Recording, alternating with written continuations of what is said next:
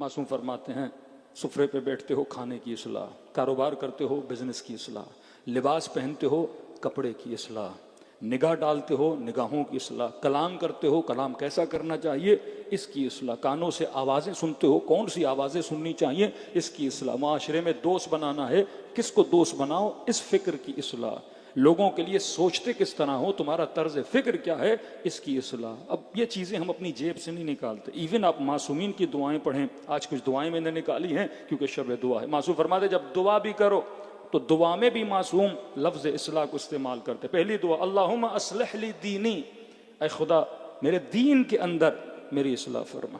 آج مسئلہ بدعقیدتیوں کا ہے، آج کئی قومیں کئی لوگوں کو غالیت کی طرف، کچھ لوگ نصیریت کی طرف، کچھ لوگ شرک کی طرف لے کر جا رہے ہیں۔ مولا فرماتے دعا کیا کرو اللہم اصلح لی دینی، یہ ممبر ہے جو تمہارے عقیدوں کی اصلاح کرے گا، یہ ممبر ہے جو تمہارے فکر کی اصلاح کرے گا۔ چھوٹی چھوٹی عمر کے ذاکر پنجاب میں آ جاتے ہیں ممبروں پہ، کبھی کوئی حضرت جبرائیل کی توہین کر رہا ہوتا ہے۔ اللہ نے قرآن میں علل اعلان لعنت بھیجی ہے کہ جبرائیل کے دشمن پہ لعنت، اے محمد تیرے دشمن پہ لعنت۔ یہ اللہ کا واحد ملک ہے جس کا نام لے کے خدا کہے، لیکن آج ممبر پہ آ کے ہم سمجھتے ہیں کہ امیر المؤمنین کی فضیلت یہ ہے کہ اگلے بندے کو گھٹایا جائے۔ بھئی فضائل امیر المؤمنین، کلام امیر المؤمنین میں سب سے بڑا معجزہ اہل بیت علیہ الصلوۃ والسلام کا انسان سازی ہے کہ یہ علی ہیں جو سلمان بناتے ہیں، یہ علی ہیں جو ابو ذر بناتے ہیں، یہ حسین ہیں جو حبیب ابن مظاہر بناتے ہیں، یہ حسین ہیں جو ہور بناتے ہیں، یہ جعفر صادق ہیں جو جابر ابن حیان بناتے ہیں، یہ اہل بیت علیہ الصلوۃ والسلام ہیں جو ابو حمزہ سمالی جیسی شخصیات کو کائنات۔ یہ کم معجزہ ہے کہ اس مکتب نے خمینی دیا، یہ کم معجزہ ہے کہ اس مکتب نے حسینی دیا، یہ کم معجزہ ہے کہ اس مکتب نے سید علی خامنئی دیا، یہ کم معجزہ اس مکتب نے سید حسن نصر اللہ دیا۔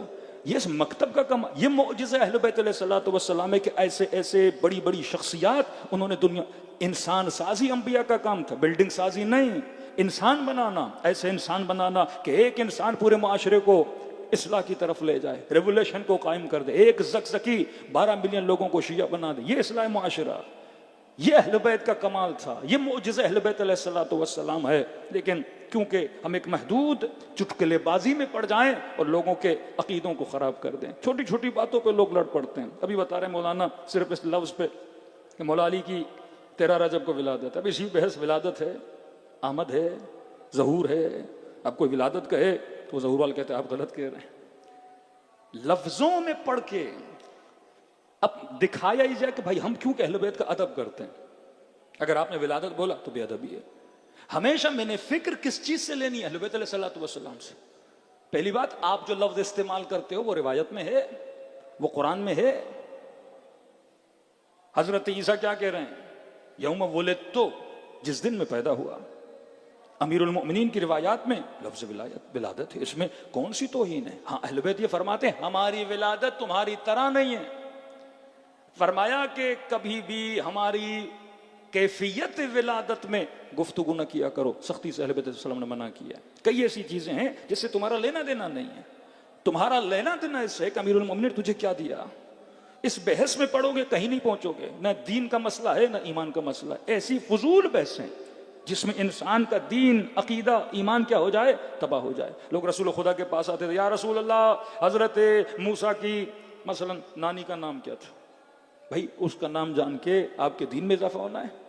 حضرت موسیٰ نے جو اژدہا بنایا تھا، جس لکڑی سے، اور جو اژدہا بنا تھا وہ نر تھا یا مادہ تھا؟ بھائی اس سے آپ کے دین کا، ایمان کا کوئی لینا دینا ہے کہ نہیں ہے؟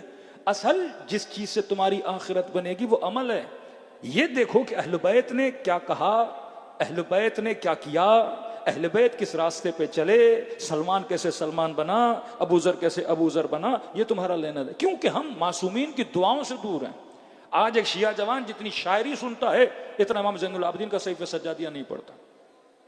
آج جتنا ہم خود تخلیقی ورڈز خطیبوں کے سنتے ہیں، ان کی اپنی بنائی ہوئی باتیں جتنی سنتے ہیں، اتنا ہم کلام معصوم کو نہیں پڑھتے۔ پورا سال کتنی بار تم نہج البلاغہ پڑھتے ہو؟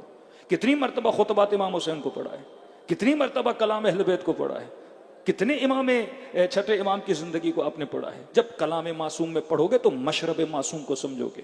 کلام معصوم کا مطلب ہے معصوم کی صحبت میں رہنا۔ تو فرمایا دعا کر، دعا ہی تمہاری زندگی کو بنا، یہ دعا ہے، خدا سے مانگو گے تو خدا عطا کرے گا۔ یہ رات دعا کی رات ہے۔ اللہم اصلح لی دینی، اے خدا میرے دین کی اصلاح فرما۔ پھر فرما واصلح لی فی دنیا، صرف دین کی نہیں، اے خدا صحیح العقیدہ بنا، میرے دین کو صحیح فرما۔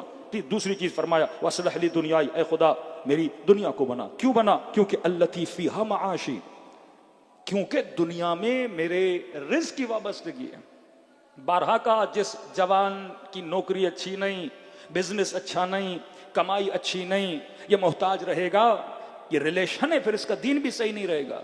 یہ صبح سے شام تک اگر رزق اور روٹی کے لیے پریشان ہے، اس کا دین بھی خراب ہو جائے گا۔ فرمایا اے خدا میری دنیا بھی صحیح فرما، کیونکہ میری دنیا سے کس کا تعلق ہے؟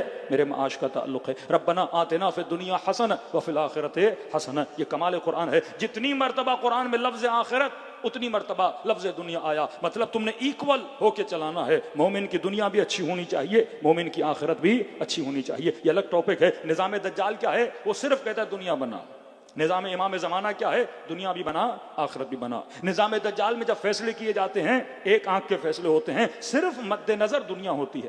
دو میم جوان یاد کر لیں، میں نے کئی مجالس میں کہا، ایک میم معاد، ایک میم معاش۔ آگے جملہ آتا ہے وَأَصْلِحْ لِي آخِرَتِي، اے خدا میری دنیا کو بنا، کیونکہ دنیا سے میرا معاش جڑا ہوا ہے، میرا مال جڑا ہوا ہے، میری اکنامک کو اقتصاد جڑا ہوا ہے۔ پھر فرمایا وَأَصْلِحْ لِي آخِرَتِي، میری آخرت کو بنا، الَّتِي إِلَيْهَا مَعَادِي، آخرت بنا کیونکہ آخرت سے میرا معاد جڑا ہے۔ اگر دنیا بن گئی لیکن قیامت بگڑ گئی، اس دنیا کا فائدہ کیا؟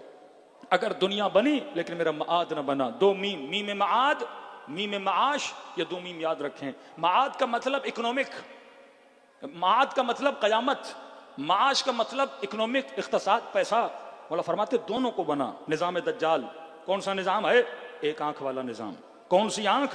پیسے کی آنکھ، معاش کی آنکھ۔ دوستی کرے گا پیسے کی بنیاد پہ، ملکوں سے تعلقات پیسے کی بنیاد پہ۔ امریکہ اسرائیل کی سپورٹ کر رہا ہے پیسے کی بنیاد پہ۔ مسلمان کو مسلمان سے لڑایا جا رہا ہے کیونکہ اسلحے کی فیکٹریاں ہیں، یہ بیچی جائیں گی، ان کی اکنامک مضبوط ہوگی، ان کا مال آ جائے گا۔ فلم انڈسٹری پیسہ، دوستیاں پیسہ، تعلقات پیسہ، ایم پی ایم این اے، سیٹیں ویٹیں، سب چیز کیا ہے؟ پیسہ ہے۔ اب ان کے معاشرے اتنے کنٹرولڈ معاشرے کیوں ہیں؟ کیونکہ وہاں لوگوں کو کنٹرول آخرت کی بنیاد پہ نہیں کیا جاتا، مال کی بنیاد پہ کیا جاتا ہے۔ یہی پاکستانی بچہ جب پاکستان میں کراچی کے روڈ پہ گاڑی چلاتا ہے، یہ سگنل توڑتا ہے، اور یہی بچہ جب یو کے جاتا ہے، یورپ جاتا ہے، آسٹریلیا جاتا ہے، سگنل کے پیچھے کھڑا ہو جاتا ہے۔ بھائی تمہیں کس نے روکا؟ کس نے تجھے آرڈر دیا؟ وہاں تم مہذب نہیں تھے، یہاں تم مہذب کیسے بنا؟ وہاں کچرا تم روڈ پہ پھینک رہے تھے، یہاں تم ایک چھوٹا سا کچرا بھی روڈ پہ نہیں پھینکتے۔ یہ کون ہے جو اس کے وجود کو کنٹرول کر رہا ہے؟ یہ کون سی آنکھ ہے جس سے یہ خوف زدہ ہے؟ کیا یہ اللہ کی آنکھ ہے یا یہ دجال کی آنکھ ہے؟ دجال کی آنکھ پیسے کی آنکھ ہے۔ کس آنکھ سے ڈرتا ہے؟ اس کیمرے کی آنکھ سے ڈرتا ہے جو سگنل پر بھی لگی ہے، جو روڈ پر بھی لگی ہے۔ کہ مولانا یہاں سے پیسہ کمانے کے لیے وہاں گیا، اور اگر میں نے ایک سگنل توڑا $50 دینے پڑیں گے، $400 دینے پڑیں گے۔ دبئی کا سگنل توڑا 500 درہم دینے پڑتے ہیں۔ اب کہتا ہے میں مال کمانے آیا، اب سگنل توڑوں گا تو نقصان کس کو ہے؟ مال کو ہے۔ تو اسے فکر کس کی ہے؟ مال کی فکر کی وجہ سے یہ سگنل نہیں توڑتا۔ لیکن ایک دوسری آنکھ ہے جسے کہتے ہیں اللہ کی آنکھ ہے۔ امام حسین کے پاس جوان ہے، مولا میں گناہ کی عادت ہے، گناہ کو چھوڑنا چاہتا ہوں لیکن چھوڑ نہیں پا رہا۔ امام نے فرمایا 2 کام جا کے کر، اس کے بعد تیری مرضی ہے، جا کے گناہ کر۔ کہ مولا کون سے کام؟ کہ ایسی جگہ گناہ کر جا خدا کی آنکھ تجھے نہ دیکھے۔ دوسرا فرمایا کہ اللہ کا رزق کھانا چھوڑ دے۔ کہ مولا ناممکن ہے۔ کہ جب ناممکن ہے تو پھر گناہ کو چھوڑ دے۔ امام جس آنکھ کو قوی کریں گے وہ کون سی آنکھ ہے؟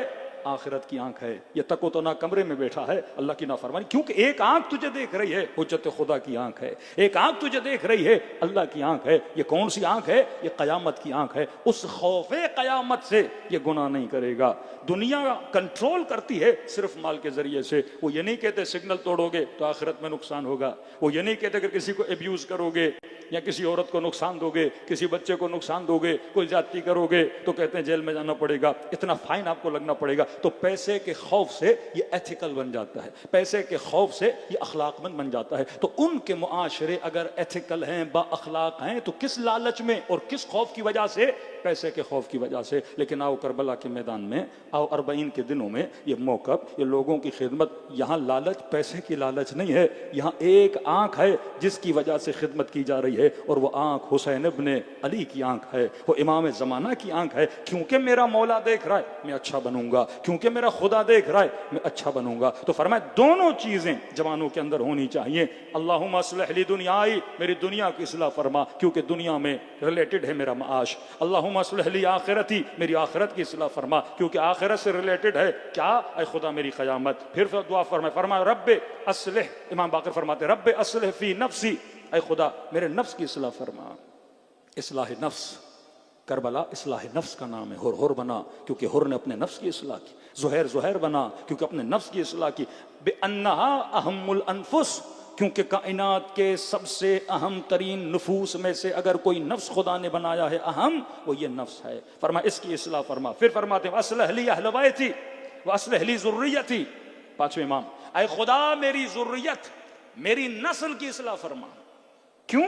فَإِنَّهُمْ عَضُدِي، کیونکہ یہ میرے بازو ہیں. ایک انسان کے پاس مال ہو، دولت ہو، پیسہ ہو، بڑا گھر ہو، بڑی گاڑی ہو، لیکن اگر اس کے بازو شل ہوں تو اس گاڑی کا کیا فائدہ؟ فرمایا نسل عضد کی مانند ہے. اللہ تمہیں سب دے لیکن بیٹا تیرا شرابی بن جائے. اللہ تمہیں سب دے لیکن بیٹی تمہاری فسق و فجور میں پڑ جائے. تو کہا کہ اے خدا میری نسل کی بھی اصلاح فرما کیونکہ فإنہم عضدی، یہ تمہارے بازو ہیں. امام حسین ساری مصیبتیں جھیل رہے ہیں لیکن ایک خوشی ہے کہ خدا نے اکبر جیسا بیٹا دیا ہے، خدا نے قاسم جیسے بھتیجے دیے ہیں، خدا نے عباس جیسا بھائی دیا ہے. حسین ان بازوؤں پہ فخر کر رہے ہیں اور دشمن کی کوشش ہے کہ حسین کے بازوؤں کو کاٹا جائے. پھر فرمایا وَأَصْلِحْ لِي أَهْلَ بَيْتِي، اے خدا صرف میری ذریت نہیں جو میری نسل سے اس کی اصلاح فرما، نہیں میرے جتنے گھر والے ہیں، میرے جتنے فیملی ممبرز ہیں، اے خدا ان کی بھی اصلاح فرما. کیوں؟ فإنہم لحمی و دمی، کیونکہ یہ میرا گوشت ہیں، کیونکہ یہ میرا خون ہے، ان کی اصلاح فرما. فرمایا وَأَصْلِحْ لِي جماعت اخوتی، اے خدا جتنے میرے مسلمان بھائی بہن ہیں اہل بیت نے کسی کو نہیں بھولنے دیا دعا میں، بچوں کے لیے، خاندان کے لیے، نفس کے لیے، دنیا کے لیے، آخرت کے لیے. پھر فرمایا جماعت اخوتی، اے خدا یہ جو میرے مومن بھائی ہیں، یہ جو میرے شیعہ بھائی ہیں، یہ جو میرے مسلمان بھائی ہیں، ان کی بھی کیا فرما؟ اصلاح فرما. فرمایا فإن صلاحهم صلاحی، کیونکہ اگر ان کی اصلاح ہوئی تو ان کی اصلاح سے کسے فائدہ ہے؟ مجھے فائدہ ہے. اگر میرے معاشرے میں کوئی شرابی گھوم رہا ہے تو اس کا نقصان مجھے ہے. کہ مولانا مجمع میں موبائل چوری ہو گیا تو ایک چور اگر تمہارے بیچ آ جائے تو نقصان کس کا کرتا ہے؟ وہ تمہارا کرتا ہے. تو فرمایا اگر اس کی صلاح ہو گئی تو اس میں کس کی صلاح ہے؟ تمہاری صلاح ہے. دعا کی رات ہے، مختصر 3 مشورے اہل بیت علیہ الصلوۃ والسلام کے. مولا فرماتا ہے جوان 2 چیزوں کی قدر جان، رسول خدا کا قول ہے. فرمایا 2 چیزیں جاننے کے بعد اس کی قدر ہوتی ہے، العافیہ والشباب، ایک صحت، دوسرا جوانی. فرمایا یہ 2 چیزیں جب اللہ تم سے چھینتا ہے، آج بوڑھوں سے پوچھئے جوانی کی قدر کیا ہے، آج ہاسپٹل میں بیماروں سے پوچھئے صحت کی قدر کیا ہے. اللہ نے جوان بھی بنایا ہے، اللہ نے صحت بھی دی ہے. یہ وہ عمر ہے جس عمر میں انسان نیکی کرے گا. اسی عمر میں عادت بری اپنے اندر ایڈاپٹ کرنا بھی آسان ہے اور بری عادت کو نکالنا بھی آسان ہے. جس طرح چھوٹا پودا ہوتا ہے، اس پودے کو اگر اکھاڑو تو زمین سے نکل آتا ہے، لیکن اگر 40 سال 45 سال کا درخت ہو جائے اس کو جڑ سے اکھاڑ نہیں سکتے، اس کو کاٹنا پڑتا ہے. تو جوانی وہ زندگی ہے جس میں تم بڑی آسانی سے بدل سکتے. رسول فرماتے جب میں نے اسلام کا اعلان کیا تو سب سے زیادہ جس نے رسولوں کی مدد کی تھی وہ جوان تھے، سب سے زیادہ جس رسول کی مخالفت کی تھی وہ بوڑھے تھے. اب کوئی بھی اچھی تحریک اور تنظیم چلانا چاہیں بوڑھے حضرات مخالفت کرنا لگتے ہیں. بھائی ہماری پرانی سنتیں، ہماری پرانی عادتیں، ہمارے پرانے رسم و رواج کے خلاف آپ جا رہے ہیں، لیکن جوان کے اندر یہ جذبہ ہوتا ہے نئی کریٹیوٹی پیدا کرے.